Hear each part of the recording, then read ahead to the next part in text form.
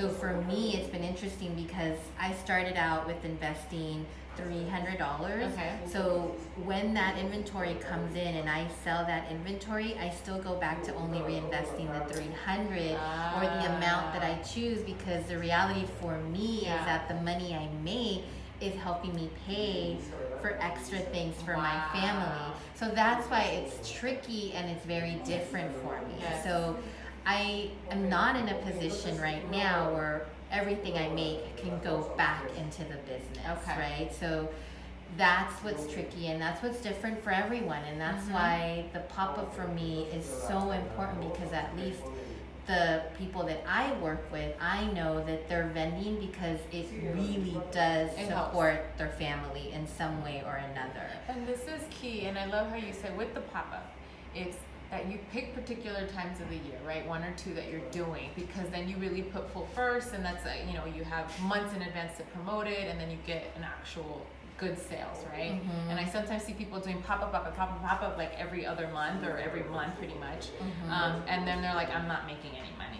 So I think that's a very strategic, that the way you do it, you're like, no, it's planned well in advance, and it's not as many multiple ones. Maybe because you're not as big yet, but that's actually really smart too when you're starting out. But there's also a reason, because we talked a little bit about it. So again, I'm a vendor. I know what it's like, right? So I don't have more than one person selling the same thing. So I really do curate the pop-up, because one, I don't want to compete with my co-vendor over here that's also selling jewelry similar to mine, right? I don't want us to compete for money, but I also want to create a space where the purpose is for us to sell and make money, especially because, again, the most of the people that I work with, that I know make and sell what they create, is because it supports their family in some way or another. So when I do events, there's 3 things. I want to make sure that we're not selling the same. I want to be conscious of the amount of vendors I have, because let's think about it. Everything is numbers, right? So if I have 60 vendors compared to 15, again, you're not going to be competing with those dollars. And third, let's be real. We want to sell and we want to make money, because for most of us, this helps us sustain our family. So those are the 3 criteria. Not the same product, making sure I don't have a ton of vendors, and then because of these 2, it's to sell. And I think that's so smart, and thank you for doing something like, because I've been to a few conferences myself, especially starting out as an author, and I was very particular. I'm like, wait, if I'm going to a conference where they're all Latina authors, all talking about money, granted there isn't, that'd be great if there was, maybe that's something in the future. But it's true, it's like we're competing with each other. Instead, I actually specifically said, okay, these are the conferences that are looking for educational authors, and then I saw there was only like less than 10% were people of color, and then a percentage of that was even smaller that was bilingual content, right? So, and for me, I knew that it was worth the investment. So for you being able to do that, I think it helps the vendor. Anyone that's thinking about doing some kind of a pop-up or a fair or something, I think it's smart. What you're saying is, how can you maximize bringing a lot more traffic, right? A lot more audience that's going to purchase from you, as opposed to like saying, I'm going to have 60 vendors like you mentioned. And I've been to some where I'm like, that's way too many and not enough people to shop from. So exactly, that helps, right? And also the fee. I'm very strategic and very conscious of how I go about with my specific pop-up. The other thing is the fee. For my pop-up, I don't charge more than $50. So I love it. And it's right now, absolutely it's super affordable. And for the pop-up right now, whatever money I get from the vendors, that actually goes into the pop-up, because you want to make the pop-up successful. So I provide the canopy, and then I try to get entertainment. Oh wow, you provide that. I've been to places where it's basically the lot, and you just have to provide everything, maybe the table. So that's good to know. It's like for some people, hey, if they already included the canopy, that's the price. Some places you got to bring everything. It's happened where I'm in the sun and I'm like, why didn't they tell us we got to bring our own canopy, right? So good to know for those that are figuring out how much money to spend when you're going to these type of events.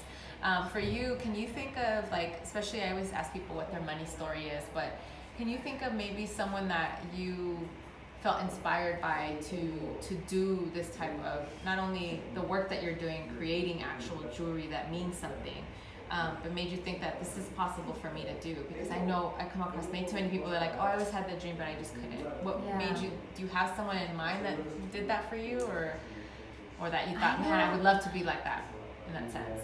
I don't, not necessarily, but I want to go back to something you asked because I do know that, you know, I've been working since I was 16. I'm going to be 43 this year, I think. Amazing. So. It's the Latina genetics.